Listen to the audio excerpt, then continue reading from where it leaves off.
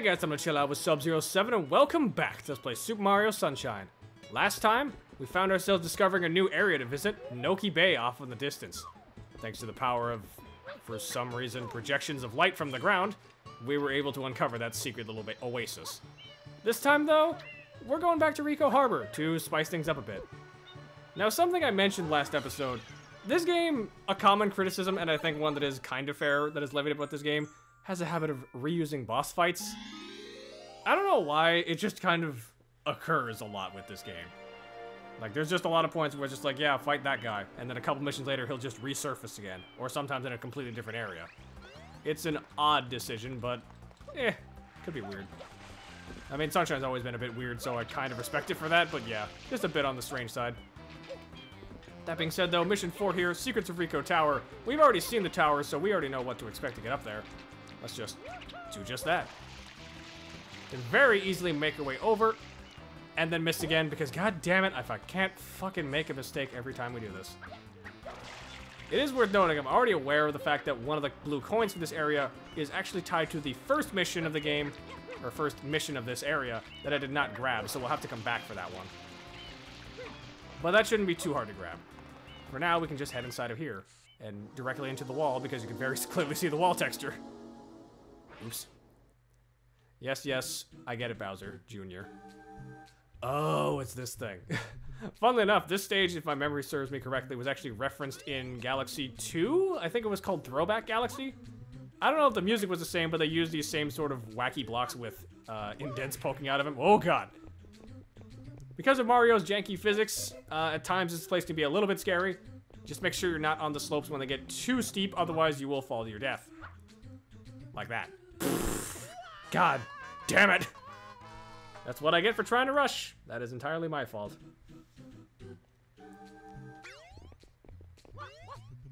Let's try this again.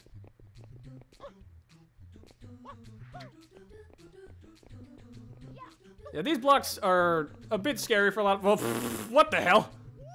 I didn't know you could climb up the side of that. That's a new one. I genuinely wasn't expecting that. Let's try to not fail, Maro. Like, this should not be that hard.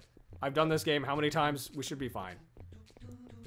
As I was trying to say, these blocks are a bit scary, but once you get the hang of them, they're not that terrifying. It's more so the fact that without FLUDD, they feel a lot scarier because you're used to having that extra saving grace. They put a one up here because, hey, why not? As I mentioned, they always like to sneak one-ups in because these places can be rather tricky. But I think it's kind of appreciated, to be honest. Like, yeah, they know these places are hard, but if you're willing to put up with it, you get a free one-up for it, so why not? Okay, make the long jump. Nice. Now, fun enough, these nails you can actually also ground pound. And I believe you'll get something for them if you do it in certain ones. Sometimes they'll give you extra lives. Okay, be careful. Oh, God. Nope, I did not mean to dive that way. That's the wrong spot, Maro. God damn it. Attempt number 4. How is it that I was able to get the fucking disappearing blocks one just fine without issue? Okay, maybe not without issue, but without losing a life, but this is the one that messes me up. This is supposed to be the second major secret you get. Oh god.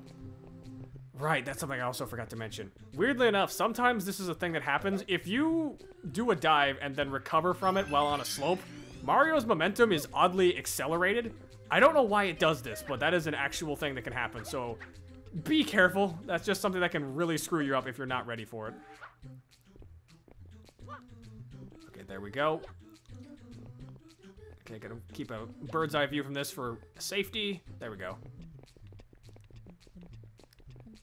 And from this angle, this is a lot easier, a lot more manageable. Grab another one up. They actually stick 2 in this stage, so you're gonna have a net gain of lives so long as you're not a fucking idiot. It was me. I was the idiot. I'm sorry. What did I just say, Mario? Oh my god. He decided to grab on and hang on to that post, and he ruined it for us. I mean, I got the lives to burn at least, but this is not a good sign if this is the area that's holding us up. Because there's some other shines that are a lot more infamous that I'm way more worried about than this place. So this is not a good indication of what's to come. Pray for me.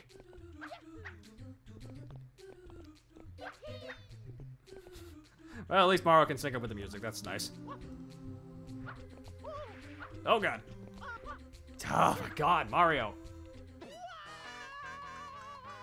It's because I'm rushing. That's really what's the problem here, is that I'm just rushing this.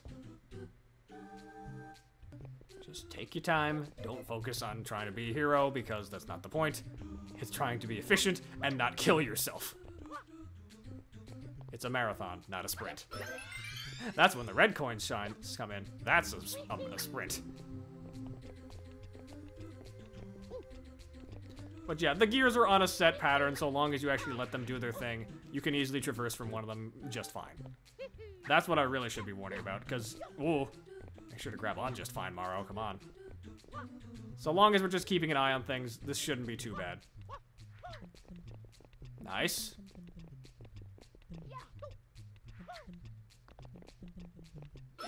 And grab the second life, because at this point I kind of need it, if I'm being honest. Now comes the scary part, where we get to the big block. This one is much bigger than the previous ones.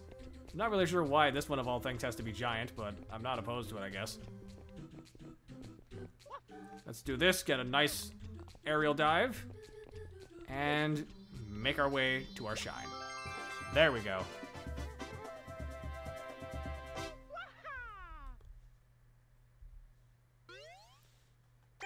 $23.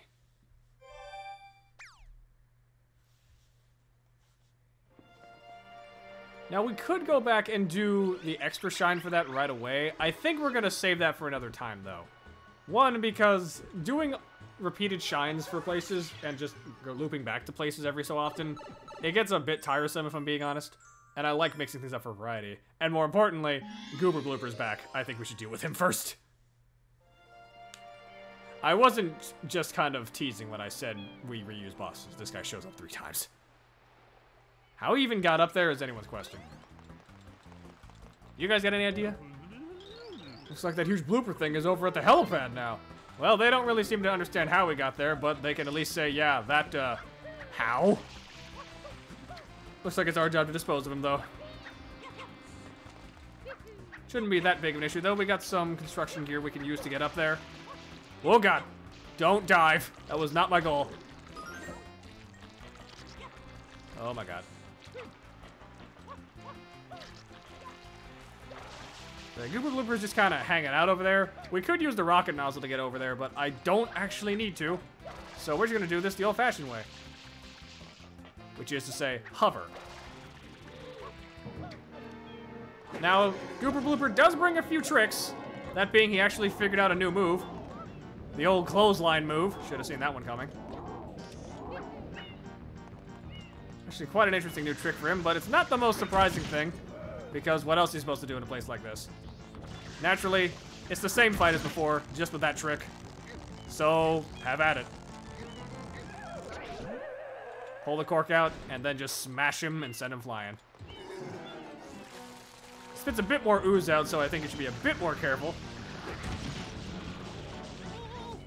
Funnily enough, he actually is a bit more aware of that too, because if you try and cover up all the goo, he'll try and start spraying more out. But so long as you spray him in the face to distract him, he doesn't get the chance to.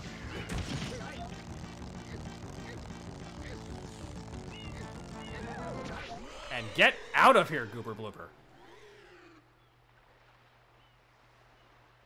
Bonk.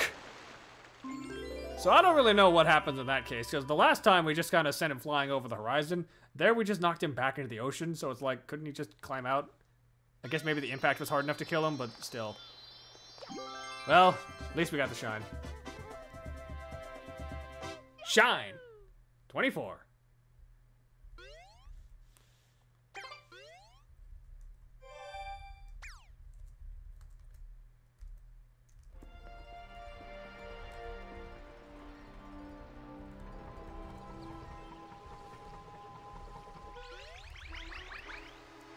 Alright, Tina, where do we want to go next? There's a couple of other secret shines we could do. There's a couple places we can go to. We could go to Pinna Park, we could go to Gelato Beach. Let's check our totals. For one thing, let's check blue coins as well. 6 in Gelato Beach, 11 in Bianco Hills, 20 in Rico Harbor. Goodness, we are making gains in that place. 10 more to go and we'll actually be done with that. Noki's got 6, and Peanut Park has got 6 as well. Nice. That's actually not bad. Actually, we tended to check the shines. Don't just hit the blue coins. Yeah, Rico Harbor is actually quite far ahead now. That's good. Let's head back to Gelato Beach. Why not? Or, oh, actually, now that I think about it, it might not be a good idea to do that just yet, because if memory serves me, the next mission for that place is another boss fight. So instead, I got an idea. We'll take a detour and take out a different shine that was also a secret shine.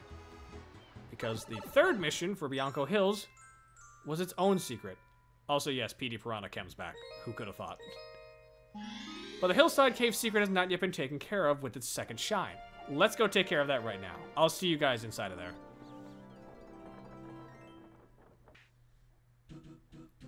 Back in we go. Alright, let's see how well we can take care of this. This place was, unfortunately, oddly challenging for me when we were first here. But hopefully, with Flood, this will be easier. Collect the 8 red coins before time runs out. Good luck! With Flood, this is way more manageable. At least in my opinion it is. Because, you know, Flood. He's just kind of great. Honestly, I'm quite glad that they added Flood to Mario's moveset in Smash. I think he deserved it. That being said, we already got 4 red coins. I almost said blue coins again. There's 5. You can notice red coins are actually just hanging out on the stars in the background. They're actually not just for background elements. They actually serve a purpose to us. Just not in the way you might have expected. Be careful when doing this because blocks might obscure your view. And they also might block your pathway, so very much want to be careful. We got 10 seconds, but we got enough time. Well, 15 seconds, I should say. But more than enough to get that shine. Now the hard part. The timer stops, but the stage keeps going. These blocks are not going to freeze for anything. If you need to, by all means, go back to a safe spot and work your way back carefully. Don't press your luck with some of these. These elements can very easily kill you if you're not paying attention. You'll also notice more often than not, the stage elements will actually put the shines at the end of the stage, with some exceptions, like the one in Gelato Beach. Shine. 25, a nice, good number.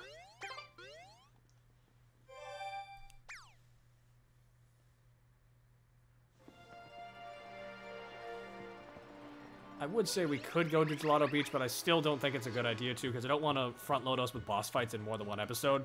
Especially since some of them take a while, if I'm being honest. I also realized Sunglasses Man here, yeah, it's 30 shines in order to get the sunglasses from him. So unfortunately, we're gonna have to wait just a little bit longer to get that, but it's not too long, thankfully. Now, if memory serves me, there's a... Hello? What was... Oh, hello. Ground pound? There's actually a secret manhole down here, hiding not only coins, but an extra life for your trouble. So if you ever get the chance, and you need coins for whatever reason, grab it. We could take care of more Pianta requests, but I don't think we're going to bother with that. Instead, let's go back to Rico Harbor. Yes, I get it, game. My battery is low on one of my Joy-Cons. It's fine. And yes, I'm using Joy-Cons with Joy-Con grip. I don't know why. I just kind of gotten used to using them as my main controller for the Switch. I do have a Pro Controller. I just choose to use it for other things, typically. And I suppose I could also mention, you can use the GameCube controller with the GameCube adapter for the Switch, which is kind of neat. I don't really have a need for that, and I actually don't own the adapter currently, but it is a very useful tool if you want to do that. But this is where things get tricky. This is a rather infamous mission, red coins on the water, because it's more blooper surfing. Here's the gimmick with this. Once that timer starts with the red coins, we take off on one of these bloopers, and we gotta collect all the coins as fast as we can. I'm gonna give this an honest try. And say that Mama didn't raise no coward. Let's fucking go. Once again, turning is your most important friend for this. You have to make sure you know when to turn and when to lean into things. You've already missed one, but that's fine. You can get things on the wraparound.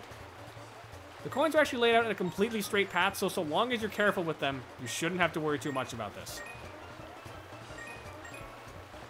Well, the problem in my instance is that the pink blooper does not turn super well, so I gotta be careful.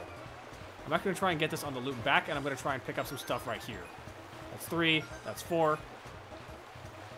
Be careful though, because if you hit the boundaries or any sort of obstacle, you will die instantly. don't get a second chance with this easily, so you gotta be careful. Oh, God. Ooh, frisky business. Okay. There's number 6. Missed it. The chains on that will actually not be an issue. There's number 7 right there. There's number 8. Dead. Yeah, the hard part is that you gotta make sure you're getting through some tight gaps. And unfortunately, it just ejects you back to the start if you lose in a regular area. We haven't actually lost in a regular spot and not a secret area, so it didn't kick us back before. Going back.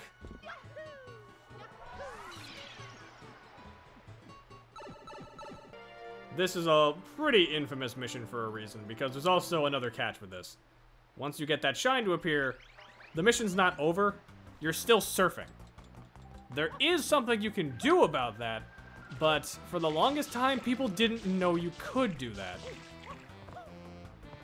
But for now, let's try this again. We're gonna take this nice and easy. Except we ain't, because I didn't fucking get raised as a coward. Let's do this. 1, 2. We'll come back for that one, I think.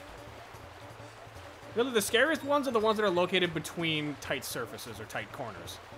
Like, this one's a bit of a tight turn, but so long as I'm leading into it early, I can grab it just fine. There's number 5. We could actually grab this one early to make it easier on ourselves as well. We've got 2 more to grab.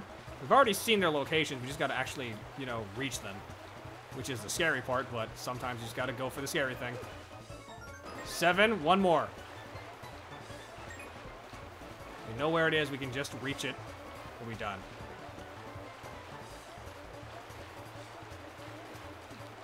It's right in between those gratings.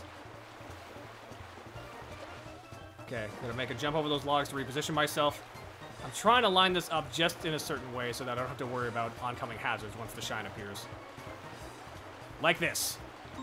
That's 8. And the shine appears back at start. Now you might be thinking, oh shit, I gotta line this up and go back to the goal and grab the shine all in one fell swoop. That sounds like a nightmare. It is a nightmare. It's been a constant nightmare for anyone who tried to play this game doing that. You don't have to do that. There's a trick. This is something that a lot of people did not realize for the longest time, myself included. That kid over there. That kid on the floaty is your best friend. Why exactly? You'll find out in a minute. All we gotta do is just get over to him. And hopefully not die. Because honestly, I've definitely seen people who have gotten this shine in terms of getting all the red coins and then immediately died before they could get the shine itself. I need to be careful with this. I am playing with fire right now. The scary thing with trying to get this through the methods that we've always used, which is to say jumping back onto the docks while still on the blooper, is that you're not safe from landing back on a blooper. If you do that, you will automatically be put on them and the camera will very much get stuck. So I recommend not doing that at all costs. Let's see if I can line this up correctly. This is a bit of a weird angle.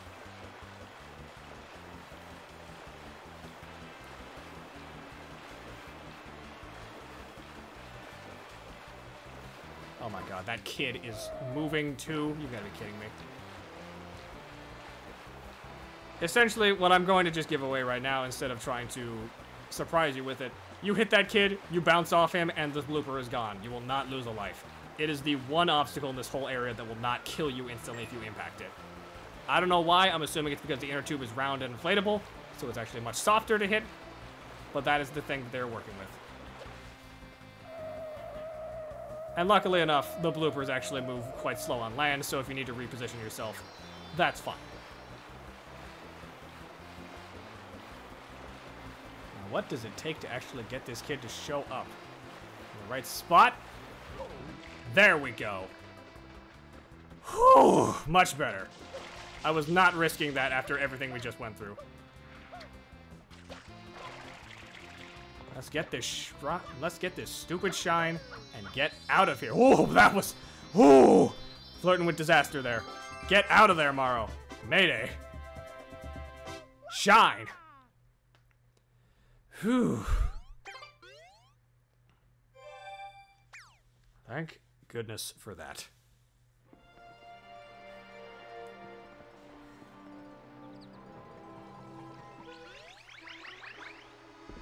So that's what, 4 shines? Not bad, and we've also picked up a couple blue coins if memory serves me as well. Actually, no, that blue coin count is not changed now that I think about it. Unfortunate. But hey, we've already got a healthy number of them, so that's fine. But I think for now, we're gonna stop here. Next time on Let's Play Super Mario Sunshine, we're gonna take a break from Ricco Harbor and check out the other areas that are less explored. Maybe Peanut Park, maybe Delano Beach, who knows.